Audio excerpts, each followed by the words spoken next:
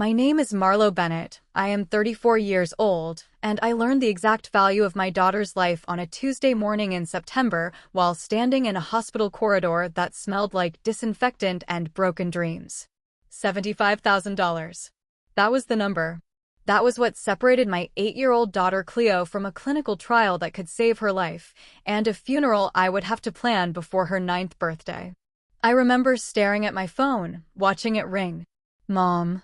The word glowed on the screen like a promise, like maybe, just maybe, this time would be different. My hands were shaking so badly I almost dropped it. Behind me, through the window of Cleo's hospital room, I could see her sleeping, her small body barely making a dent in the white sheets, her head wrapped in a soft pink beanie that covered where her blonde curls used to be. I answered on the 4th ring. Mom, I said, and my voice cracked like I was 12 years old again, scraped knee, needing comfort. Mom, they found a trial. It is in Boston. They have had incredible results with this type of neuroblastoma. 87% remission rate.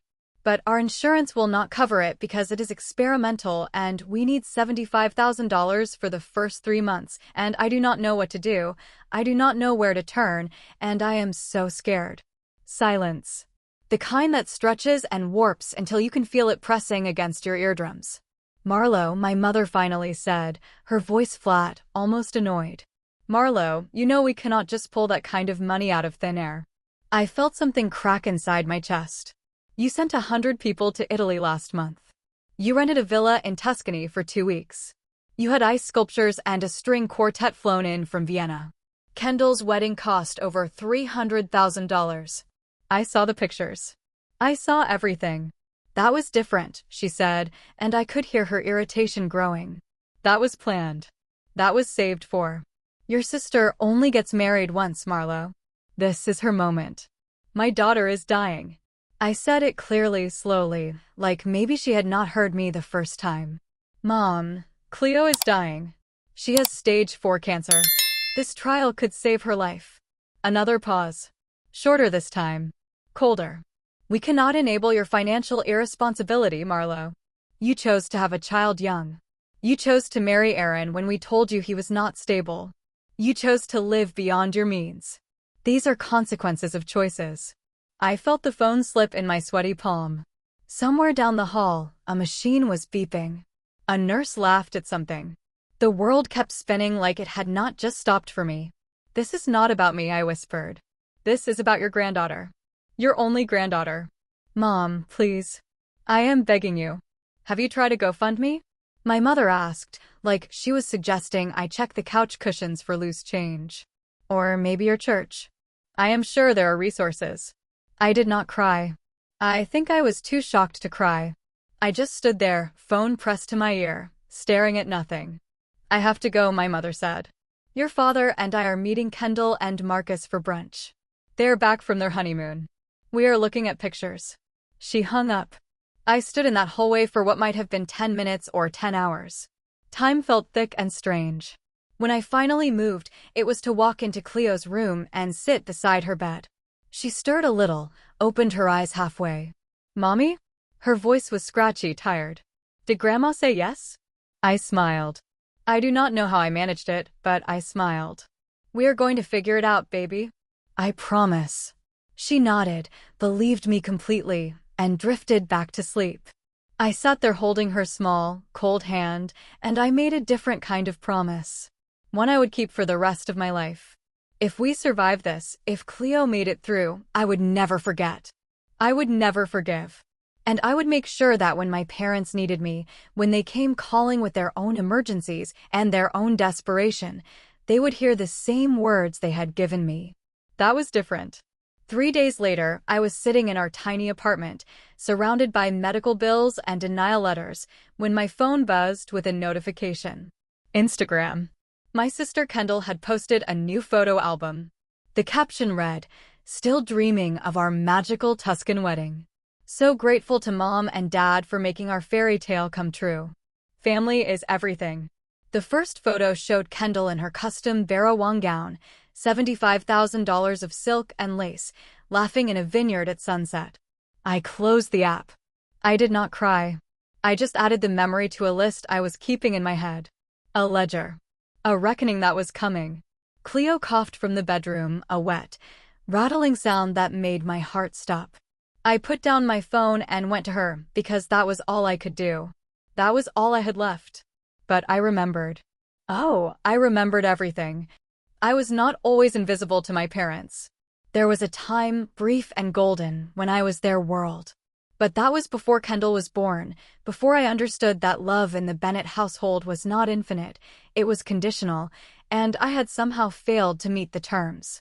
I grew up in Meadowbrook, a picture-perfect suburb outside of Portland where every lawn was manicured and every family had secrets they kept behind closed doors.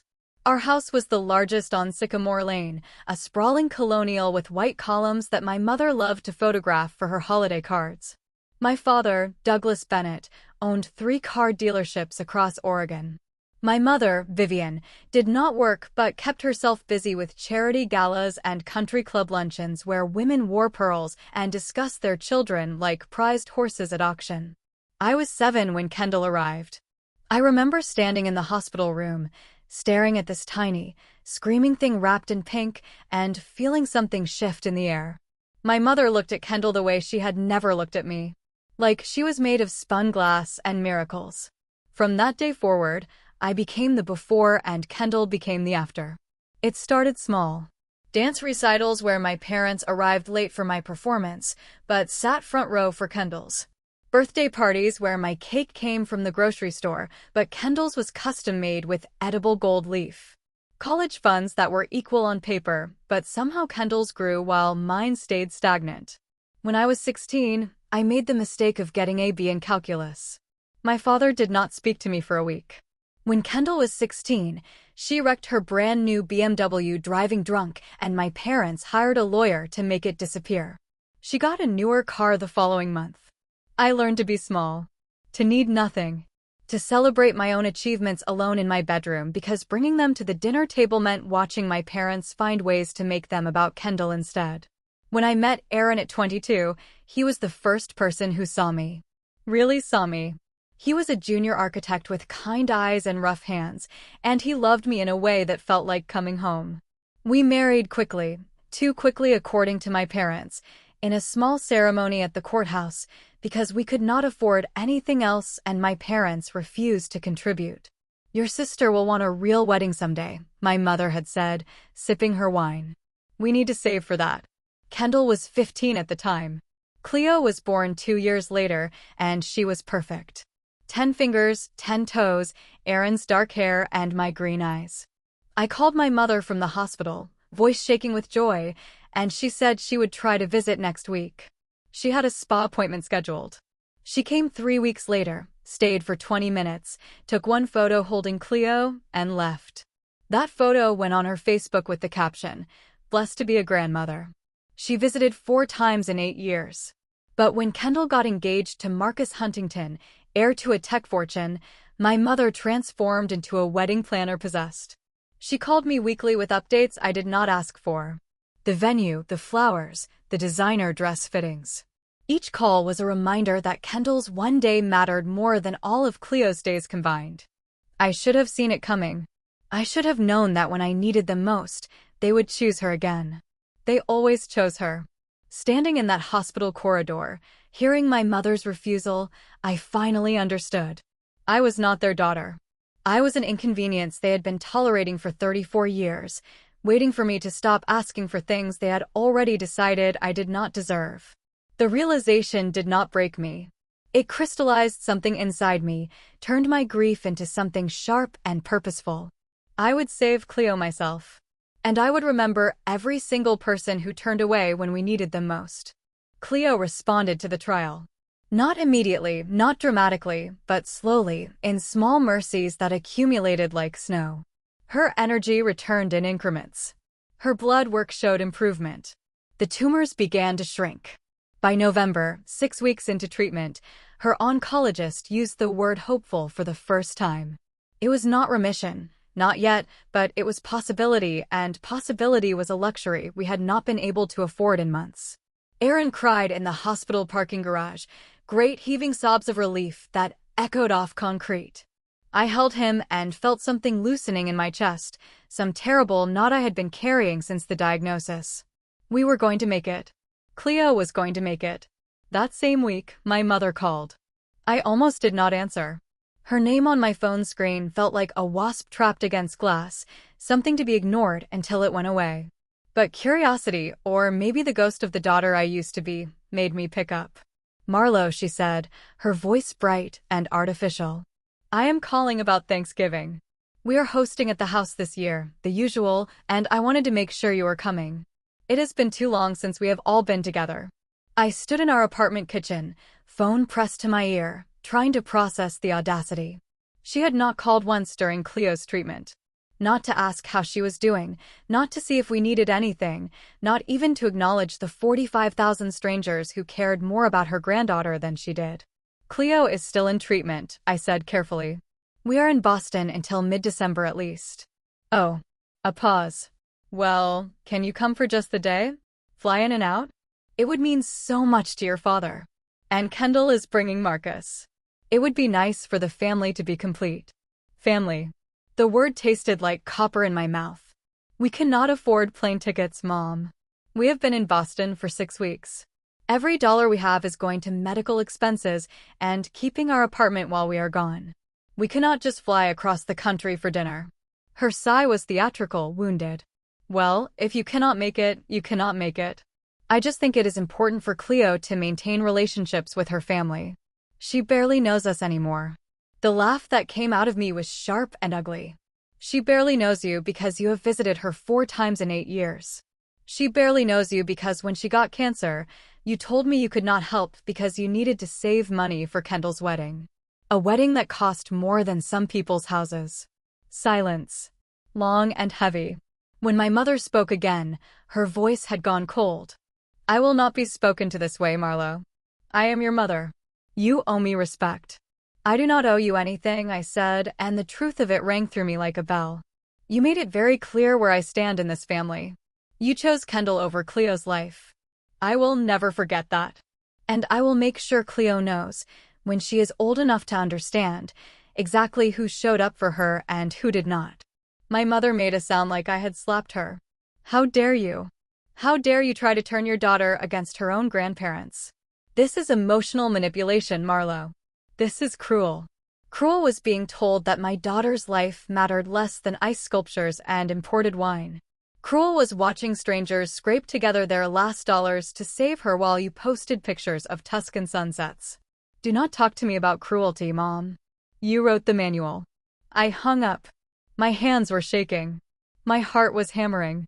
But I felt lighter, cleaner, like I had lanced some infected wound I had been carrying since childhood.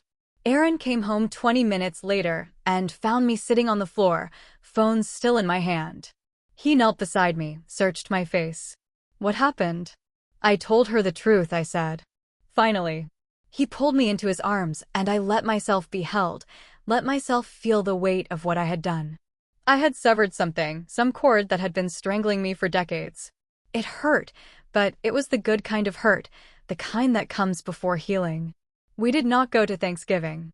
We stayed in Boston with Cleo, and we ate turkey sandwiches from the hospital cafeteria, and we watched the parade on a tiny television, and it was the best Thanksgiving I could remember because it was honest.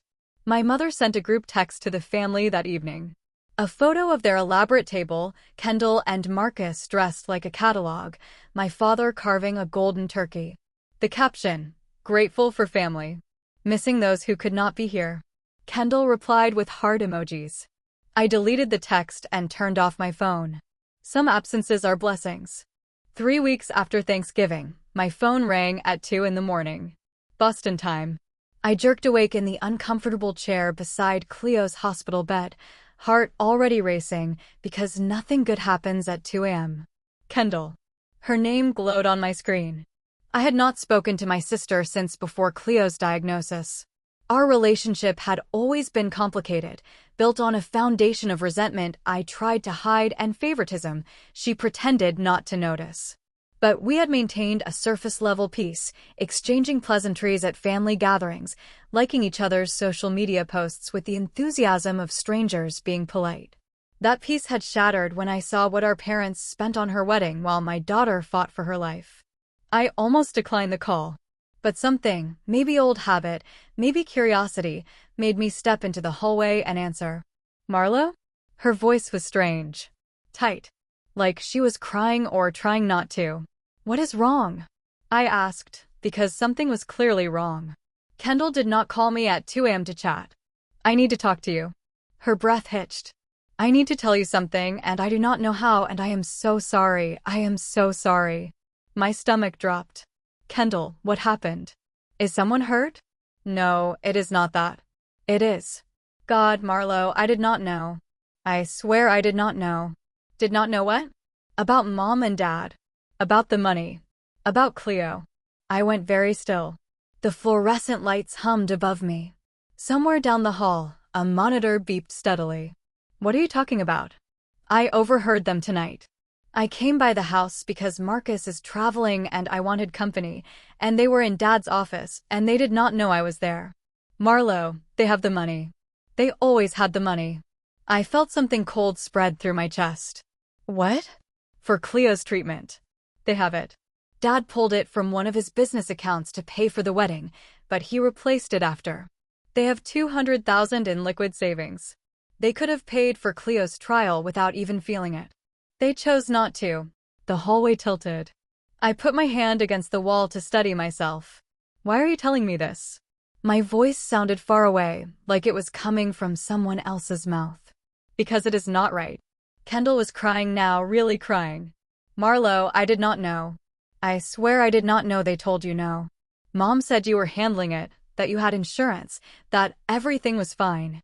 I saw your GoFundMe after the wedding, and I wanted to donate, but Mom said not to, said it would just enable your financial irresponsibility, and I listened to her because I always listen to her, and I am so sorry.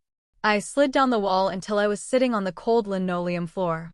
My mind was racing, trying to piece together the shape of this betrayal. They lied to you, I said slowly. They told you we were fine. Yes. And I believed them because why wouldn't I? They are our parents. I thought. I do not know what I thought.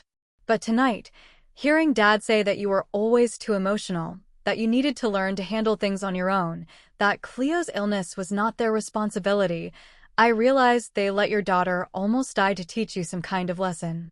What lesson? I asked, and my voice broke. What lesson could possibly be worth my daughter's life? Kendall did not have an answer. She just cried, and I sat there listening, feeling something ancient and terrible shifting inside me. I need to go, I finally said. Marlow, wait. What are you going to do? I do not know yet. But thank you for telling me. I love you, she whispered. I know I do not say it enough, and I know I have been a terrible sister, but I love you and I love Cleo, and I am so sorry. I hung up before she could say anything else. I sat in that hospital hallway until sunrise, watching the sky turn from black to gray to pale blue, and I thought about all the ways a person can betray you. All the ways love can be a weapon disguised as a gift. My parents did not just refuse to help Cleo. They had the means and chose to withhold it.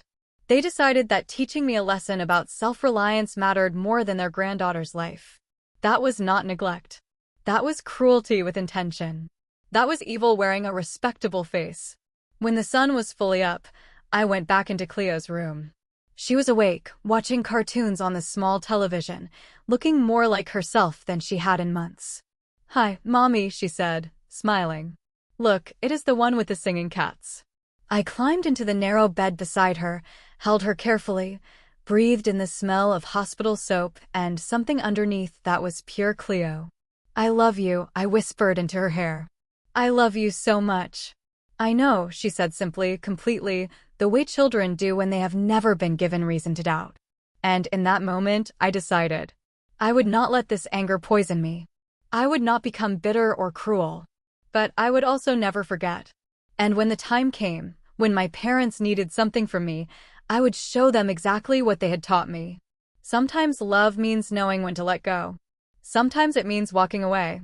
And sometimes it means remembering every single thing, so that when justice comes calling, you can answer with clear eyes and a steady hand. The word remission came on a gray February morning, delivered by Dr. Huang in her careful, measured voice, but I saw the smile breaking through her professional composure. Cleo's latest scans showed no evidence of active disease. The tumors were gone. Her blood work was normal. We would continue monitoring, of course, quarterly scans for the first year, then every 6 months, but for now, for this moment, my daughter was cancer-free. I did not cry. I think I had used up all my tears during the previous 6 months. Instead, I felt something like sunlight breaking through clouds, warm and gradual and utterly overwhelming. Aaron lifted Cleo into his arms and spun her around the examination room while she laughed, and I stood there watching them, thinking about all the people who had made this possible. The woman in Ohio who lost her son. The veteran from Texas. The teenager with her babysitting money. The 45,000 strangers who saw my daughter's worth. We flew home to Portland 3 days later. Our apartment looked smaller than I remembered, shabbier, but it was ours and we were alive, and that was enough.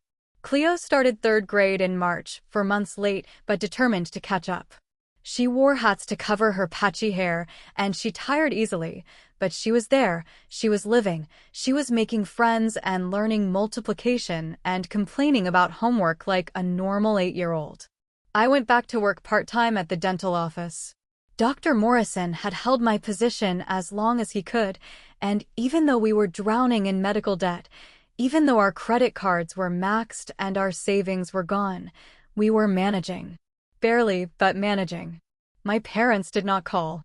Not when we came home, not when Cleo started school, not even on her 9th birthday in April when I posted a photo of her blowing out candles, healthy and whole and grinning. Kendall called once a week. At first, I did not answer. But she was persistent, and eventually, I picked up. "I am not asking you to forgive them," she said during one of those calls. "I am not even asking you to forgive me.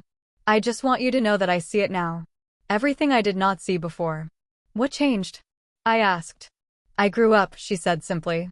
"Or maybe I just finally paid attention. Did you know I asked Mom why you were not at Thanksgiving and she said you were too busy to come? She did not tell me you were in Boston with Cleo. She made it sound like you chose not to be there." The lies were not surprising anymore.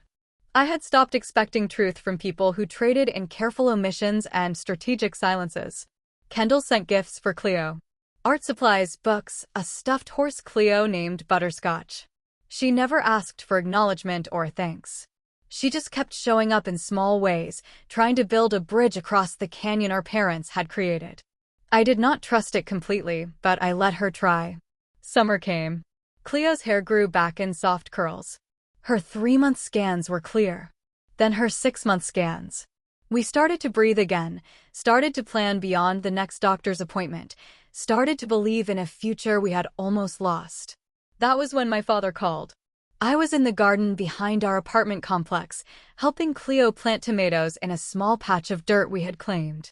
My phone rang and I almost ignored it, but Cleo saw the screen. "Grandpa," she said, curious. I have not talked to him in forever. My hand tightened around the phone. Some instinct told me this was not a social call. "Hello," I answered. "Marlow." My father's voice was strained, older than I remembered. "Marlow, I need to talk to you about your mother. Is she okay?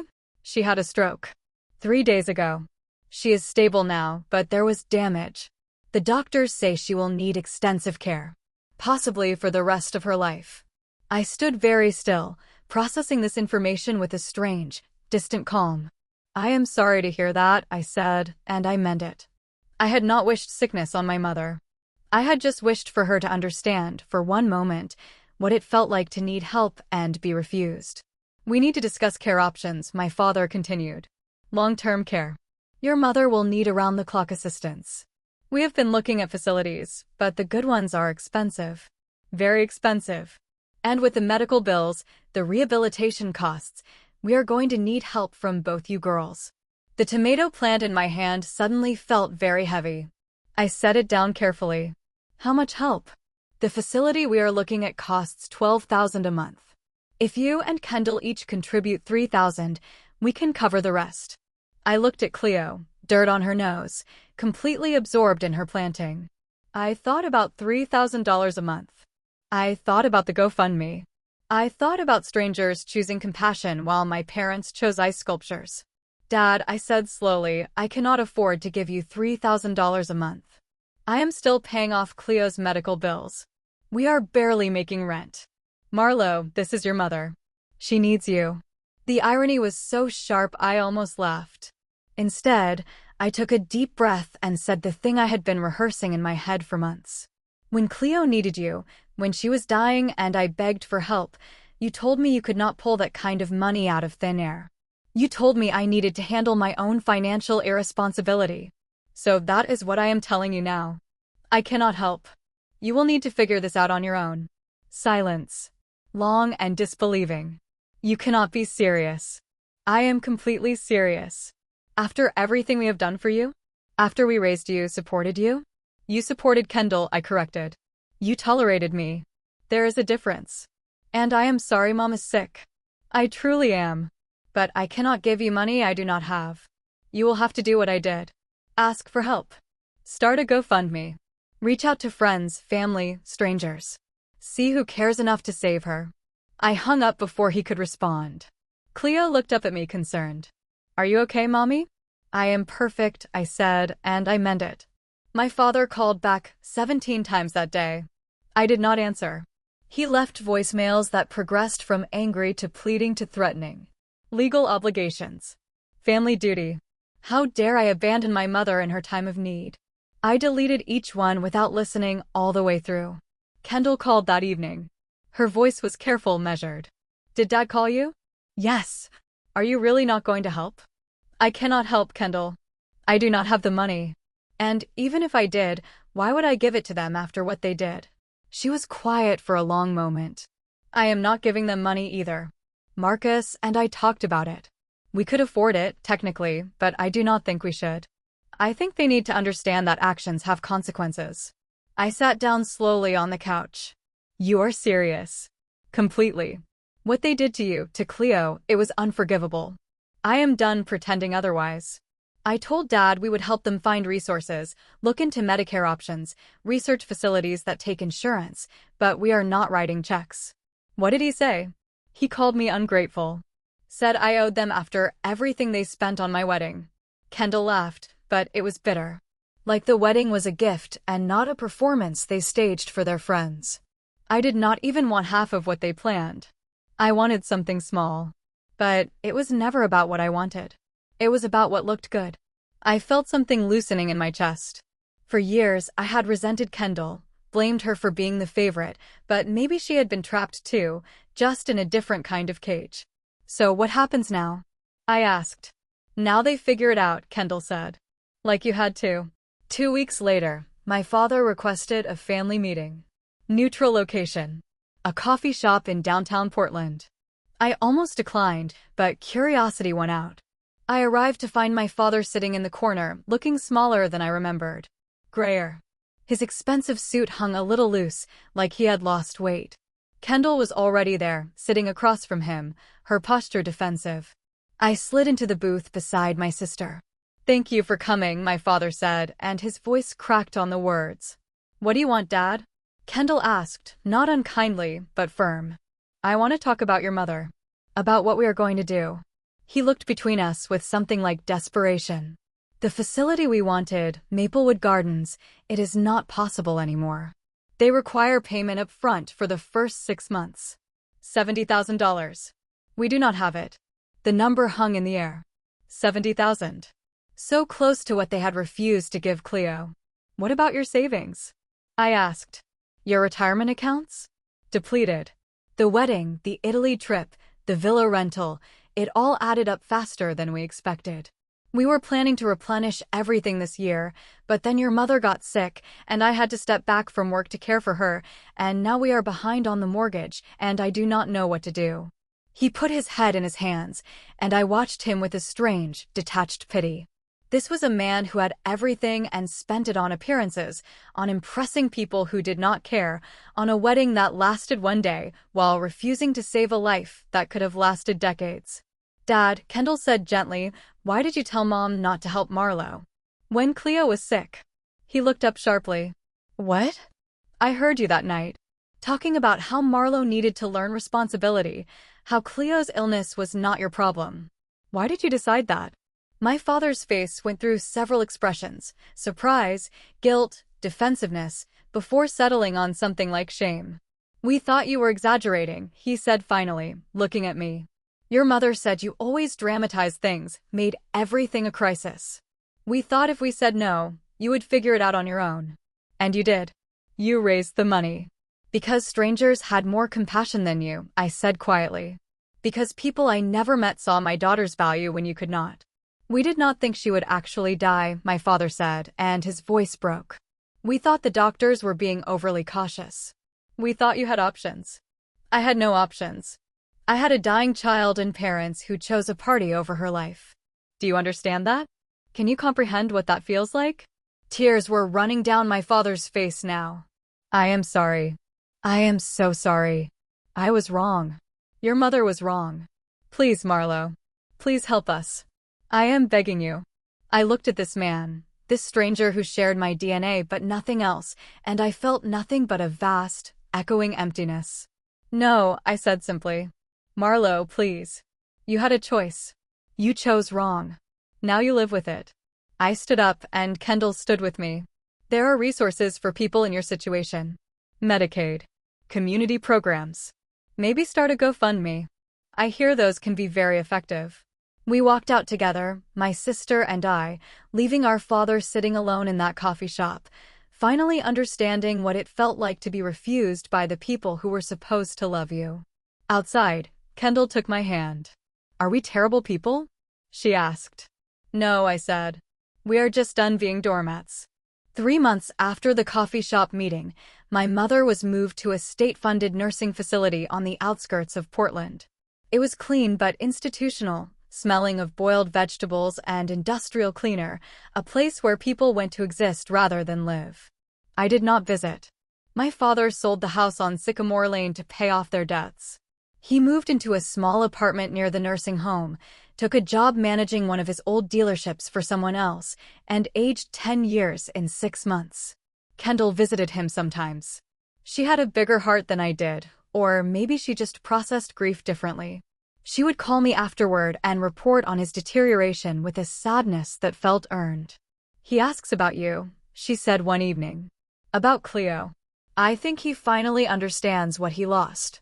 Good, I said, and I meant it without cruelty. Understanding was its own punishment. Life moved forward. Cleo turned 10, then 11. Her scans remained clear. She made the honor roll. She joined the soccer team. She became a person who existed beyond her diagnosis, who did not define herself by what she had survived. Aaron got promoted. We moved into a small house with a yard where Cleo could plant things and I could breathe without feeling like the walls were closing in. We paid off the medical debt slowly, painfully, but we paid it. And I let go of the anger. Not because my parents deserved forgiveness, but because carrying rage is exhausting, and I had better things to do with my energy. I had a daughter to raise, a marriage to nurture, a life to build from the ashes of what we had almost lost. But I did not forget. Forgiveness and forgetting are not the same thing. One afternoon in late autumn, Kendall called with news. Mom wants to see Cleo. She has been asking for months. She says she wants to apologize, to explain, to have a relationship before it is too late. I was folding laundry when she called, and I stopped mid-fold, holding one of Cleo's soccer jerseys. What do you think I should do? I asked. I think you should ask Cleo what she wants. So I did. That evening, sitting at our kitchen table with hot chocolate and honesty, I told my 11-year-old daughter things I had protected her from for years. I told her about the wedding, about the money, about the choice my parents made when she was dying. I told her carefully, without anger, just facts presented gently because she deserved truth more than she deserved protection from it. Cleo listened with the seriousness of someone older than her years, someone who had learned too young that life was fragile and people were complicated. When I finished, she was quiet for a long time. Do you want to see Grandma? I finally asked. She thought about it, really thought, in that deliberate way she approached everything now. I do not know her, she said finally. She is a stranger who happens to be related to me. I do not think I owe strangers my time just because we share blood. Out of the mouths of children come the truths adults spend lifetimes avoiding. You do not have to decide right now, I told her. And whatever you decide, I will support you. She nodded, sipped her hot chocolate, and changed the subject to her upcoming soccer tournament. The conversation was over for her, filed away in whatever mental space she kept difficult things. But 2 weeks later, she came to me with a decision. I want to write Grandma a letter, she said. Not to be mean, but to tell her how I feel. Is that okay? That is more than okay, baby. That is brave. We sat together at the kitchen table, and Cleo wrote in her careful, looping handwriting. She did not show me the letter when she finished. She sealed it in an envelope, addressed it herself, and asked me to mail it. I did. My mother's response came 3 weeks later. A card with flowers on the front and shaking handwriting inside. Dear Cleo, I am sorry. I cannot explain my choices in a way that would make sense to you because they do not make sense to me anymore. I was wrong. I hurt you and your mother in ways I am only beginning to understand. I do not expect forgiveness. I just wanted you to know that I am sorry and that I think about you every day. Love, Grandma. Cleo read it once, put it in her keepsake box with her other important things, and moved on with her life. She did not write back. She did not need to. She had said what she needed to say, and that was enough. Christmas came. Kendall invited us to her house, a beautiful modern home she and Marcus had bought in the hills. She also invited our father. Not our mother, who was too frail to travel, but our father, who showed up with a fruit basket and uncertain eyes. I almost said no. But Cleo wanted to go, wanted to see her Aunt Kendall and Uncle Marcus, wanted to play with their new puppy and swim in their heated pool. So we went. My father and I existed in the same space for the first time in over a year. He looked old, diminished, like someone had let the air out of him. When he saw Cleo, healthy and tall and laughing, something broke in his face. She is beautiful, he said to me, his voice rough. She looks so much like you did at that age. I did not know how to respond, so I just nodded. Later, while Cleo was swimming and Aaron was helping Marcus with the grill, my father found me alone in the kitchen. I do not expect you to forgive me, he said without preamble. I do not even know how to ask. But I need you to know that not a day goes by that I do not regret what we did. What I did. I look at your mother in that facility, and I think about how we spent $300,000 on one day, and I refuse to spend $75,000 on a lifetime. I think about that, and I cannot breathe. Tears were streaming down his face, and I stood there holding a dish towel, feeling nothing but a deep, settled calm. I needed to hear that, I said finally. Not because it changes anything, but because you needed to say it. You needed to understand. Can we ever come back from this? He asked. I do not know, Dad. I honestly do not know. You broke something that might not be fixable. But maybe, eventually, we can build something new. Something honest. Not what we had before, because that was never real anyway. He nodded, wiped his eyes, and we stood there in Kendall's kitchen with the sounds of family drifting in from outside, and it was not healing exactly, but it was acknowledgement. It was a start. That evening, after we got home and Cleo was asleep, Aaron asked me how I felt. I feel like I survived, I said. Not just the cancer, not just the poverty, but the whole thing. I survived my family. I survived learning that the people who were supposed to protect me were the ones I needed protection from.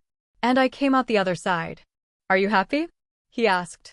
I looked around our small house, at the soccer cleats by the door and the art projects on the fridge and the life we had built from nothing but determination and the kindness of strangers. Yes, I said. I am happy. Not because of them, but in spite of them.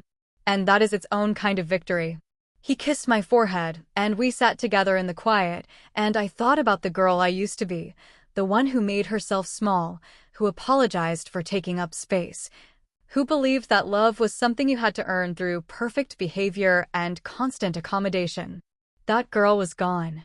In her place was a woman who knew her worth, who understood that family was not always biology, who had learned that sometimes the most loving thing you can do is walk away.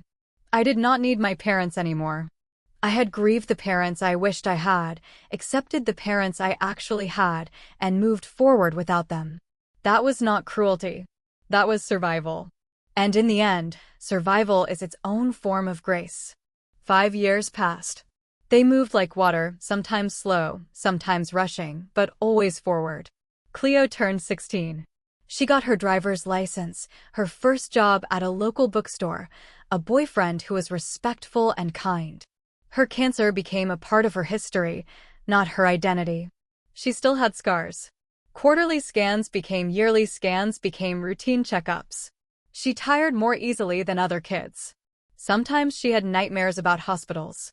But she was alive, thriving, planning for college with the fierce determination of someone who knew how easily futures could be stolen. My father visited occasionally. Supervised visits, always with Kendall present, always brief.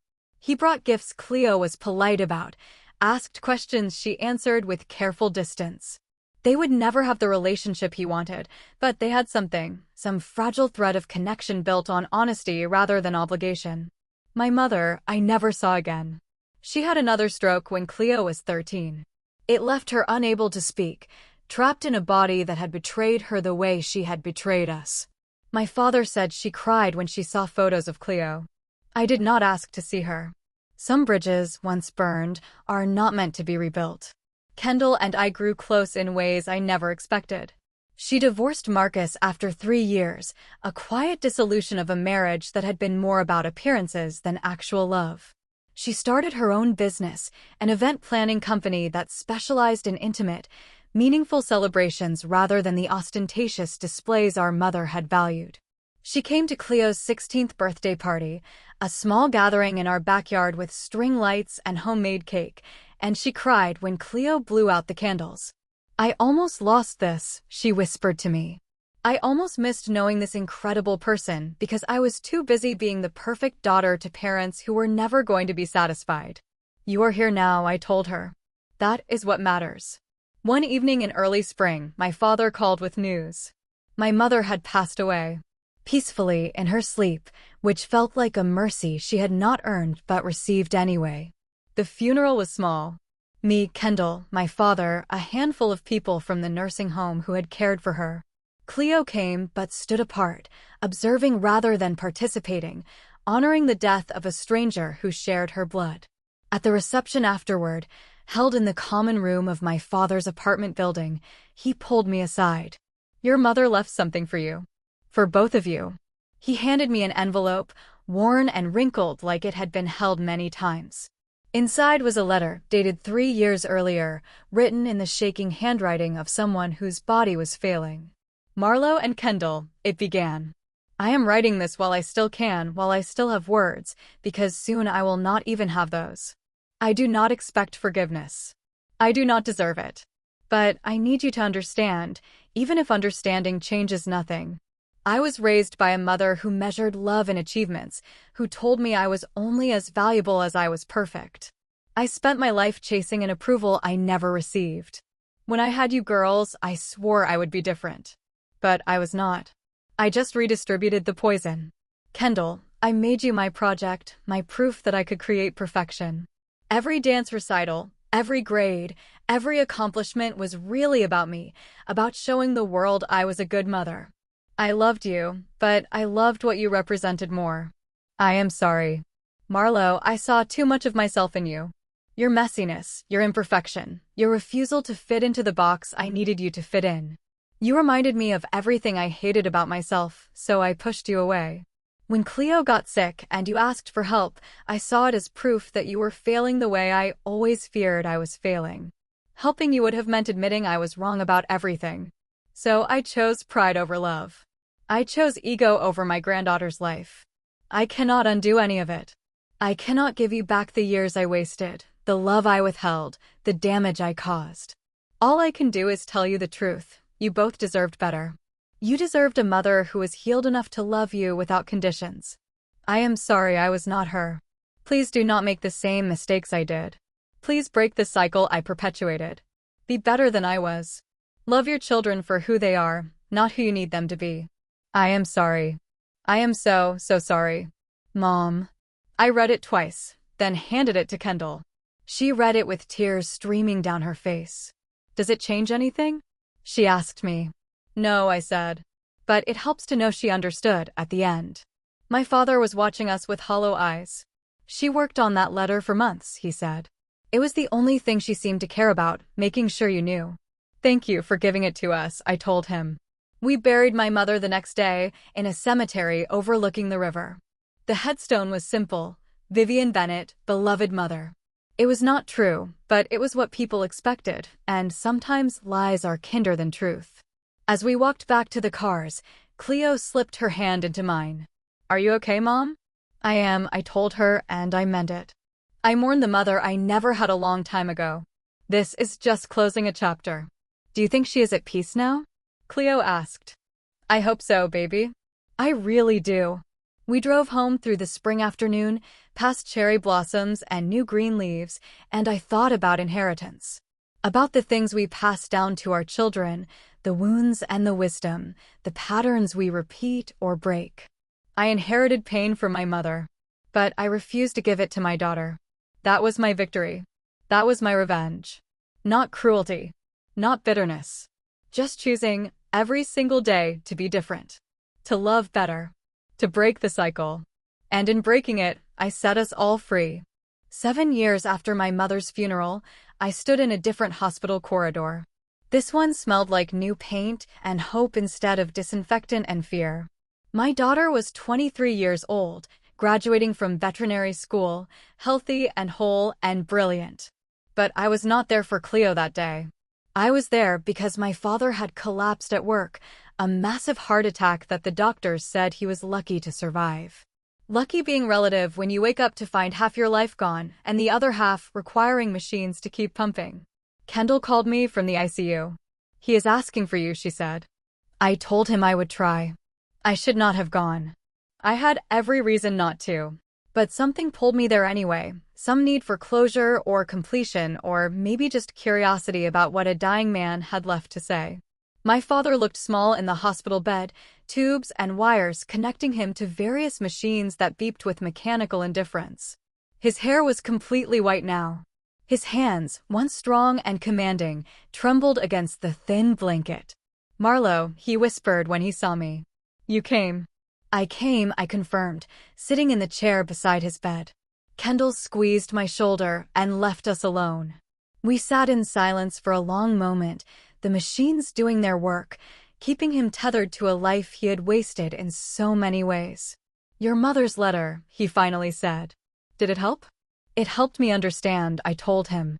"It did not change what happened, but it helped me see her as a person instead of just the mother who failed me." He nodded slowly. "I failed you too. Worse, maybe, because I knew better. Your mother was damaged by her childhood. I had no excuse except cowardice. Why are you telling me this now?" "Because I am dying, and I do not want to go without saying it one more time. I am sorry. Not because I want your forgiveness, but because you deserve to hear it as many times as I can say it." I looked at this man, this stranger who gave me life but withheld love, and I felt something soften in my chest. Not forgiveness, exactly, but something adjacent to it. Release, maybe. Permission to stop carrying his failures as my own. "I forgive you," I heard myself say, and I was surprised to find I meant it. Not because you deserve it, but because I deserve to stop being angry. I deserve peace. Tears leaked from the corners of his eyes. "Thank you," he whispered. "But I need you to understand something," I continued. "Forgiveness does not mean reconciliation. It does not mean we go back to pretending we are a normal family. It just means I am choosing to let go of the bitterness so it does not poison the rest of my life." He nodded. "I understand." Good. We sat together for another hour. We did not talk much. There was not much left to say. But when I stood to leave, he caught my hand. "Cleo," he said. "Tell her I am proud of her. Tell her I wish I had known her better." "I will," I promised. He died 3 days later, quietly, without drama or fanfare. Kendall and I planned a simple funeral. Cleo came, stood beside me, held my hand through the service. She had grown into a woman of incredible strength and compassion, someone who could witness pain without absorbing it, who could offer kindness without sacrificing boundaries. After the funeral, as we were driving home, she asked me something I had been expecting for years. Do you regret not letting them back in sooner? Not giving them more chances? I thought about it honestly before answering. No, I said. Because letting them back in would have required me to betray myself, to pretend the hurt was not as deep as it was. I gave them what I could without destroying myself in the process. That was the healthiest choice. Did you ever stop loving them? No, I admitted. I just learned to love myself more. She smiled, squeezed my hand. I am proud of you, Mom. For surviving all of it. For showing me what real strength looks like. Those words, from this person I had fought so hard to save, meant more than any apology my parents could have offered. 6 months later, Kendall and I were cleaning out our father's apartment when we found a safety deposit box key. Inside the box at the bank, we discovered documents we never expected. Our father had set up a trust years earlier, right after my mother's first stroke. Not a large one, but significant. $50,000 for me, $50,000 for Kendall, and $100,000 for Cleo, earmarked specifically for her future, with a note that read, "For the granddaughter I failed to protect when it mattered most. I cannot give you back what I took, but I can give you this. May it buy you something more valuable than what we spent on appearances and pride." I cried reading that note. Not because the money fixed anything, but because it was proof that somewhere, beneath all the dysfunction and damage, he had understood. He had changed. Too late to save our relationship, but not too late to matter. Cleo used the money for a down payment on a veterinary clinic in a low-income neighborhood, a place where she could treat animals whose owners loved them but could not always afford care. She named it Second Chances. On opening day, I stood in the bright, clean space surrounded by Kendall, Aaron, and a dozen strangers who had become family over the years. People who had donated to Cleo's GoFundMe 15 years earlier. People who had shown up when blood relations turned away. "This is for everyone who believed in second chances," Cleo said in her speech, her voice steady and sure. "For everyone who showed me that family is not just who you were born to, but who shows up. Who stays. Who chooses you every day." Later, as we were cleaning up, Kendall pulled me aside. "Did we break the cycle?" she asked quietly. I looked at Cleo, laughing with a young couple who had brought in a stray dog they wanted to adopt. I looked at the life we had built from ashes and refusal and stubborn, relentless hope. "Yes," I said. "We broke it. We survived it. And we built something better in its place." That night, lying in bed beside Aaron, I thought about the long, strange journey from that hospital corridor 15 years ago to this moment. I thought about the woman I had been, desperate and terrified, begging parents who could not see past their own brokenness. I thought about the woman I had become, someone who knew her worth, who had learned that love without boundaries is not love at all, who understood that forgiveness is a gift you give yourself, not a pardon you grant to others. I had survived. More than that, I had thrived. Not because of my parents, but despite them. Not through bitterness, but through choice. The choice to be better, love deeper, break the patterns that had broken me. My daughter was alive, healthy, making a difference in the world. My sister had become my closest friend. My marriage had weathered storms that would have shattered weaker foundations. I had built a life worth living from the rubble of what I had almost lost. That was my revenge, in the end. Not cruelty or coldness or cutting them out forever. Just living well. Loving fully. Refusing to let their failures define my future. Some stories do not end with neat reconciliations or tearful reunions. Some stories end with survival, with growth, with the quiet dignity of knowing you did the best you could with the worst situations. This is my story. This is my truth. And I am finally, fully at peace with both.